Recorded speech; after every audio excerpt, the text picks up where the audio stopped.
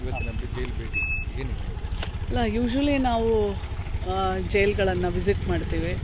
ಇಲ್ಲಿರೋ ಮಹಿಳೆಯರನ್ನು ಇಟ್ಟಿರುವಂಥ ಜೈಲನ್ನ ನಾನು ವಿಸಿಟ್ ಮಾಡಿದ್ದೆ. ಸುಮಾರು 200 ಜನ ಇನ್ಮೇಟ್ಸ್ ಇದ್ದಾರೆ. ಸೊ ಇವತ್ತು 6 ಜನ ರಿಲೀಸ್ ಆದರು. ಎಷ್ಟು ಜನ ಟ್ರೀಟ್ಮೆಂಟ್ ತೊಗೊಳ್ಳೋರಿದ್ದಾರೆ, ಅವ್ರಿಗೆ ಕೊಡುವಂಥ ಫೆಸಿಲಿಟೀಸು, ಊಟ. ಈಗ ನಾನು ಅಲ್ಲೇ ಊಟನೂ ಸಹ ಮಾಡ್ಕೊಂಡು ಬಂದೆ.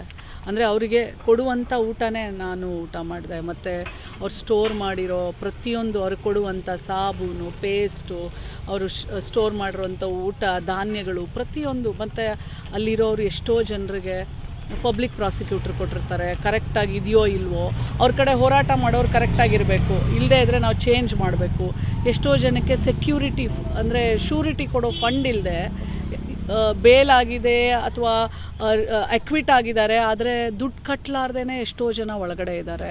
ಆಮೇಲೆ ಮತ್ತು ಪುಟ್ಟ ಮಕ್ಕಳು ಒಂದು 8 ಜನ ಇದ್ದಾರೆ ಮೇಡಮ್, 10 ಜನ ಚಿಕ್ಕ ಮಕ್ಕಳಿದ್ದಾರೆ. ಬಟ್ ತುಂಬ ಖುಷಿ ಏನಂತಂದರೆ, ನಾನು ನಮ್ಮದು ಅಂಗನವಾಡಿ ಇರುತ್ತಲ್ಲ, ಅಲ್ಲೂ ನಮಗೆ ಟೀಚರ್ಸು ಸರಿಯಾಗಿ ಕೆಲವೊಂದು ಸಲ ಕೆಲವೊಂದು ಅಂಗನವಾಡಿಗಳಲ್ಲಿ ಟೀಚರ್ ಅಪಾಯಿಂಟ್ಮೆಂಟ್ ಇರಲ್ಲ.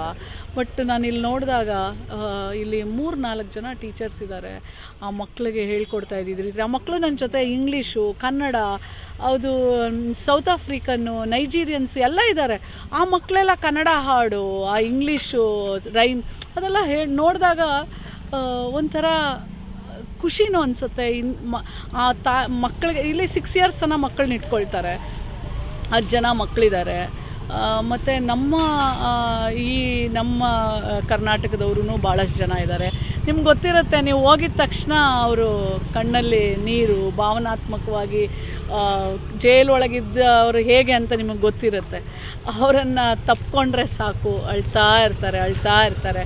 ಒಂಥರ ನನಗೆ ಈ ಜೈಲ್ ವಿಸಿಟ್ಟು ಒಂದು ಭಾವನಾತ್ಮಕವಾದಂಥ ಒಂದು ವಿಸಿಟ್ ಆಯಿತು. ಮತ್ತು ಅವ್ರು ಮಾಡುವಂಥ ಹಾರಗಳು, ನಿಟ್ಟಿಂಗು, ಯಾಕಂದರೆ ಅವ್ರಿಗೆ ಟೈಮ್ ಪಾಸ್ ಏನು, ಪ್ರತಿಯೊಬ್ಬರೂ ನಾನು ಎಂಟ್ರಾದಾಗ 12 ಗಂಟೆ, ಈಗ 4 ಗಂಟೆ ಅಂತಂದರೆ ಭಾಳಷ್ಟು ಟೈಮು ನಾನು ಪ್ರತಿಯೊಬ್ಬರ ಜೊತೆನೂ ಎಲ್ಲರ ಜೊತೆನೂ ಏನೇ ಸಮಸ್ಯೆ ಇದ್ದರೆ ಡೈರೆಕ್ಟಾಗಿ ಎಲ್ಲ ಪೊಲೀಸವ್ರನ್ನ ಹೊರಗಿಟ್ಟು ನಾನು ಅವ್ರ ಜೊತೆ ಖುದ್ದಾಗಿ ಮಾತಾಡಿದ್ದೀನಿ. ಮತ್ತು ನಿಮಗೆ ಮತ್ತು ಅವರು ಇರುವಂಥ ಶೌಚಾಲಯಗಳು, ಮತ್ತು ಅವ್ರಿಗೇನಾದರೂ ನಮ್ಮ ಜೊತೆ ಮಾತಾಡೋದಿದ್ದರೆ ಎಲ್ಲರನ್ನೂ ಮಾತಾಡ್ಸಿದ್ದೀನಿ. ಚಿಕ್ಕದೊಂದು 6 ತಿಂಗಳದೊಂದು ಮಗು ಇದೆ, ತಾಯಿ ಇದ್ದಾಳೆ. ಆ ತಾಯಿ ಕೇಳಿದೆ, ಇಮ್ಯುನೈಸೇಷನ್ಸು, ವ್ಯಾಕ್ಸಿನೇಷನ್ಸು, ಮತ್ತು ಆ ಮಗುಗೆ ಡೈಪರ್ಸು, ಇವೆಲ್ಲ ಎಲ್ಲವನ್ನೂ ಕೊಡ್ತಾರೆ. ಅವ್ರದ್ದೇ ಆದಂಥ ಒಂದು ಆಸ್ಪತ್ರೆ ಇದೆ ಒಳಗಡೆನೇ. ಅದ್ರ ಮೇಲೆ ಮಲ್ಕೊಂಡಿರೋರು ಎಷ್ಟು ಜನಕ್ಕೆ ಯಾರನ್ನು ನೋಡಬಾರ್ದು ಅಂತ ಮಲ್ಕೊಂಡಿರೋರು ಎಷ್ಟು ಜನನೋ, ಅವರೆಲ್ಲರೂ ಒಂದು ಅಪ್ಪುಗೆಗೆ ಕಾಯ್ತಾ ಇರ್ತಾರೆ. ಯಾರೋ ಒಬ್ಬರು ತಾಯಿತನದಿಂದ ತನ್ನ ತಾಯಿನೋ ತಂಗಿನೋ ತಪ್ಪು ಮಾಡದೇ ಇರೋರು ಯಾರೂ ಇಲ್ಲ. ತಪ್ಪು ಮಾಡಿರೋದನ್ನು ತಿದ್ಕೊಳ್ಳೋಕ್ಕೆ ಅಂತಲೇ ಜೈಲಿರೋದು. ಹಂಗಿದ್ರೆ ಜೈಲಲ್ಲಿರೋರೆಲ್ಲ ಕೆಟ್ಟವರು ಅಂತನೂ ಅಲ್ಲ. ಅವರನ್ನು ಒಳ್ಳೆತನವಾಗಿ ಬದಲಾವಣೆ ಮಾಡಲಿಕ್ಕೆ ಅಂತ ಇರೋದಕ್ಕೆ ನಾವು ಜೈಲು ಅಂತೀವಿ. ನಾವು ಒಬ್ಬಳು ತಾಯಿಯಾಗಿ ನಾನು ಹಾರೈಸ್ತೀನಿ, ಅವರವ್ರ ಮನೆಗಳಿಗೆ ಅವ್ರು ಹೋಗಲಿ, ಮತ್ತೆ ಹೊಸ ಬದುಕನ್ನು ಕಟ್ಕೊಳ್ಳಿ, ಅವರ ಶಿಕ್ಷೆಗಳೆಲ್ಲ ಪಾರಾಗಲಿ, ಅವ್ರಿಗೇನೇನು ಇಲ್ಲಿ ಪ್ರಾಬ್ಲಮ್ ಇದೆ ಅವನ್ನೆಲ್ಲವೂ ಕರೆಕ್ಟಾಗಿ ಅವರಿಗೆ ಸ್ಪಂದನೆ ಮಾಡುವಂಥ ರೀತಿಯಲ್ಲಿ ಆಗಲಿ ಅಂಥೇಳಿ ನಾನು ಆಶಿಸ್ತೇನೆ. ಬಟ್ ನೀವು ಭೇಟಿ ಮಾಡಿ ಮಾತಾಡಿದಾಗ ಏನಾದರೂ ಸಮಸ್ಯೆಗಳು ಹೇಳ್ಕೊಂಡ್ರಾ?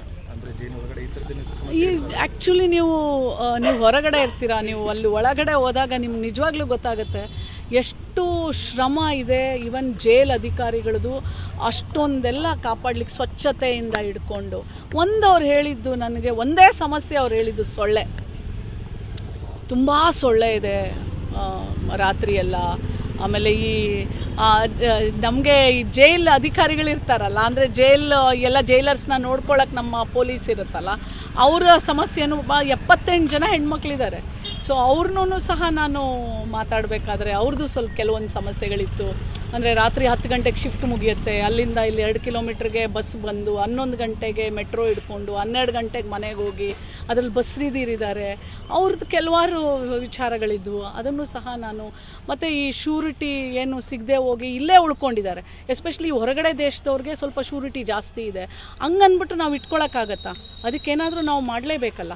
ಸೊ ಹಾಗಾಗಿ ಹೋಮ್ ಮಿನಿಸ್ಟರ್ ಅವ್ರನ್ನ ಭೇಟಿ ಮಾಡಿ ನಮ್ಮ ರೆಕಮೆಂಡೇಷನ್ಸ್ನ ಕೊಟ್ಟು ಅದನ್ನು ಮನವರಿಕೆ ಮಾಡಿ ಇಲ್ಲಿರೋರನ್ನ ಆದಷ್ಟು ಬೇಗ ಎಸ್ಪೆಷಲಿ ಫಾರಿನರ್ಸು ಮತ್ತು ನಮ್ಮ ನಾಡಿನವರು ಸಹ ನಮ್ಮ ದೇಶದಲ್ಲಿರೋರು ಶ್ಯೂರಿಟಿ ಕೊಡದೇ ಇರುವಂಥವ್ರನ್ನೆಲ್ಲ ಯಾವುದಾದ್ರೂ ಬೇರೆ ಒಂದು ವ್ಯವಸ್ಥೆಯನ್ನು ಮಾಡಿ ಅವ್ರನ್ನೆಲ್ಲ ಅವ್ರ ಮನೆಗಳಿಗೆ ಕಳಿಸ್ಕೊಟ್ರೆ ಅದೇ ದೊಡ್ಡ ಕೆಲಸ ಆಗುತ್ತೆ. ಆಗಿಂದಾಗೆ ನಾವು ನೋಡ್ತಿರ್ತೀವಿ ಜೈಲಿನೊಳಗಡೆ ಕೆಲವರೆಲ್ಲ ರಾಜಕೀಯ ಪಡಿತಿದ್ದಾರೆ, ಕೆಲವರೆಲ್ಲ ಮೊಬೈಲ್ ಯೂಸ್ ಮಾಡ್ತಿದ್ದಾರೆ, ನಿಷೇಧಿತ ವಸ್ತುಗಳನ್ನೆಲ್ಲ ಇದು ಮಾಡ್ತಿದ್ದಾರೆ. ನಿಮಗೆ ಅದು ಕಂಡು ಬಂತ?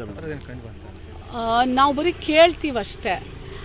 ಅಲ್ಲಿ ಯೂಸ್ ಮಾಡಿ ಈಗ ನಾವು ಒಬ್ಬರ ಮೇಲೆ ನನಗೆ ಕಂಡು ಬಂದಿಲ್ಲ, ಇದು ಸತ್ಯ, ಕಂಡು ಬಂದಿಲ್ಲ. ನೀವೆಲ್ಲ ಏನು ಕೇಳ್ತಿದ್ದೀರಾ ಅಂತಲೂ ನನಗೆ ಗೊತ್ತು. ನೋಡಿ, ಅಲ್ಲಿ ಆ ಹೆಣ್ಮಗಳು ಇದ್ದಿದ್ದ ಸ್ಥಿತಿ ಹೇಳಬಾರ್ದು, ತುಂಬ ಮೆಂಟಲಿ ಡಿಸ್ಟರ್ಬ್. ಎಲ್ಲರ ಜೊತೆ ಮಾತಾಡಿದ್ದೀನಿ. ನಮಗೆ ಪವಿತ್ರ ಗೌಡ ಅಥವಾ ಇನ್ನೊಬ್ರು ಯಾರೋ ಹೆಣ್ಮಗಳು ನನಗೆ ವ್ಯತ್ಯಾಸ ಇಲ್ಲ. ನಾನು ಅಫ್ಕೋರ್ಸ್ ನನಗೆ ಒಂದು ಮಗಳ ಸಮಾನ, ಯಾರೇ ಆಗಲಿ ನಾನೊಬ್ಳು ತಾಯಿ ಹಾಗೆ.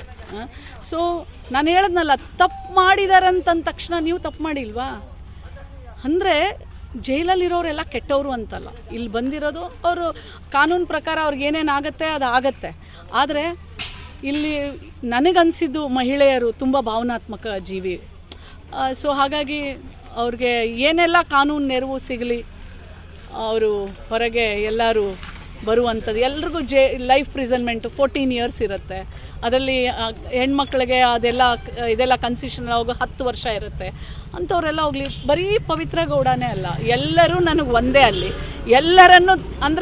ಎಲ್ಲರನ್ನು ತಬ್ಬಿ ಅವರನ್ನು ಸಂತೈಸಿ ಆಯೋಗದ ಅಧ್ಯಕ್ಷೆ ಅಂದರೆ ನಾವು ಏನು ಕೊಡೋಕ್ಕಾಗೋದಿಲ್ಲ. ಆದರೆ ನಾವು ಅಲ್ಲಿ ಹೋದಾಗ ಯಾರಿರಲ್ಲ ಅವರಿಗೆ ನನ್ನವರು ಅಂತ. ನೀವು ಅವರನ್ನು ಹಿಂಗೆ ತಪ್ಕೊಂಡಿದ್ದ ತಕ್ಷಣವೇ ಫಸ್ಟ್ ರಿಯಾಕ್ಷನ್ನೇ ಅವ್ರ ಅಳು. ಅವರು ಮನಸ್ಸಿಂದ ನಾವು ಸುಮ್ಮನೆ ಬ್ಲೇಮ್ ಮಾಡೋಕ್ಕೆ ಹೋಗಬಾರ್ದು ನಮ್ಗೆ ಗೊತ್ತಿಲ್ಲದಿರೋ ವಿಷಯನ. ಈಗ ಹೆಂಗಿದ್ರು ಅದು ತನಿಖೆಯಲ್ಲಿದೆ. ತನಿಖೆಯಲ್ಲಿ ಪ್ರೂವ್ ಆದರೆ ಯಾರು ಮಾಡಿದ್ದಾರೆ ಅವ್ರಿಗೆ ಸಸ್ಪೆಂಡು ಎಲ್ಲ ಮಾಡಿದ್ದಾರೆ, ನೀವು ನೋಡಿದ್ದೀರಾ. ಬಟ್ ಅಲ್ಲಿ ನನಗೆ ಯಾವುದೂ ಆ ಥರ ಕಂಡು ಬರಲಿಲ್ಲ. ಆಮೇಲೆ ಇನ್ನೂ ಒಂದು ನಾವು ಅರ್ಥ ಮಾಡ್ಕೊಂಡು, ನೀವು ಮೀಡಿಯಾದವರು, ನಾನು ಆಯೋಗದ ಅಧ್ಯಕ್ಷ, ನಾವು ಅರ್ಥ ಮಾಡ್ಕೋಬೇಕು. 200 ಜನ 250 ಜನ ಇರ್ತಾರೆ, ಒಬ್ಬೊಬ್ಬರು ಗಾರ್ಡ್ ಮಾಡ್ತಿರ್ತಾರೆ, ಒಬ್ಬೊಬ್ಬರು ಸೂಪರ್ವೈಸರ್ ಇರ್ತಾರೆ. ರಾತ್ರಿ ಒಂದು ಕಣ್ರೆಪ್ಪೆನೂ ಹಿಂಗೆ ಆಡ್ಸೋಕ್ಕಾಗಲ್ಲ CCTV. ಯಾಕಂದರೆ ಯಾರೋ ಒಬ್ರು ಏನೋ ಹೆಚ್ಚು ಕಡಿಮೆ ಆಯಿತು ಅಂತಂದರೆ ಇವ್ರ ಜಾಬಿಗೆ ಕುತ್ತು ಬರುತ್ತೆ, ಇವರು ಲೈಫ್ಗೆ ಕುತ್ತು ಬರುತ್ತೆ. ಭಾಳ ಕಷ್ಟ ಇದೆ. ನಾವು ಅಂದ್ಕೊಳ್ಳೋದಷ್ಟೇ, ತುಂಬ ಕಷ್ಟ ಇದೆ. ಅಂಥ ಕಷ್ಟದಲ್ಲೂ ನಾವು ಬೇರೆ ಕಡೆ ನಾವು ಜೈಲ್ಗಳನ್ನೆಲ್ಲ ನೋಡಿಬಿಟ್ರೆ, ನಮ್ಮ ಜೈಲ್ ನೋಡಿದ್ರೆ ನಿಜವಾಗ್ಲೂ ನಾವು ಎಷ್ಟೋ ಕಡೆ ಹಾಸ್ಟೆಲ್ಗೆ ಹೋಗ್ತೀವಿ, ಅಲ್ಲಿರೋ ಊಟನೂ ಇಷ್ಟು ಚೆನ್ನಾಗಿರಲ್ಲ. ನಾನು ಊಟ ಮಾಡಿದ್ದು ಅವ್ರು ಕೊಟ್ಟಿರೋ ಮುದ್ದೆ, ಅವ್ರು ಕೊಡೋ ಅನ್ನ, ಅವ್ರು ಕೊಟ್ಟಿರೋ ಸಾರು, ಇದೇ ನಾನು ಊಟ ಮಾಡಿದ್ದು. ಎಷ್ಟು ಅವರವರೇ ಮಾಡ್ತಾರೆ. ತುಂಬ ಅಂದರೆ ಏನು ಅವರು ನೋಡಿ, ಶಿಕ್ಷಣ ಸ್ಕೂಲ್ ಥರ ಲೈಬ್ರರಿ ಇದೆ, ಎಲ್ಲವೂ ಇದೆ. ಅಂದರೆ ಅವರೂ ಒಂಥರ ಬಂಧನಕ್ಕೆ ಒಳಗಾಗಬಾರ್ದು ಅನ್ನೋ ಒಂದು ಏನೇನೆಲ್ಲ ಮಾಡಬೇಕು ಅವರು ಮಾಡಿದ್ದಾರೆ. ಏನಾಗುತ್ತೆ, ಇಷ್ಟೊಂದೆಲ್ಲ ಸಾವಿರಾರು ಜನ ಇರಬೇಕಾದ್ರೆ ಒಂದು ಎರಡು ಆ ಥರ ಲೋಪ ಆಗಿರ್ಬೋದು, ನಮಗೆ ಗೊತ್ತಿಲ್ಲ. ಬಟ್ ಇಲ್ಲಿ ನಾನು ಕಂಡಂಗೆ ಯಾವುದೂ ಇಲ್ಲ. ಹುಷಾರಿಲ್ಲ ಅಂತ ಯಾರಿಗೆ? ಅಲ್ಲಿ ಆಸ್ಪತ್ರೆನೇ ಇದೆಯಲ್ಲ, ಅಲ್ಲಿ ಅವ್ರದ್ದೇ ಒಂದು ಹೆಣ್ಮಕ್ಳಿಗೆ ಸ್ಪೆಷಲ್. ನೀವು ಅವರೊಬ್ಬರನ್ನೇ ಕೇಳಬೇಡಿ ಆ ಥರ. ಯಾಕೆ ನಾನು ನಿಮ್ಗೆ ಹೇಳಿ, ನೀವೆಲ್ಲ ನನ್ನ ಅಣ್ಣ ತಮ್ಮದಿರು ಹೇಳ್ತೀನಿ ಕೇಳಿ. ಏನಾಗುತ್ತೆ,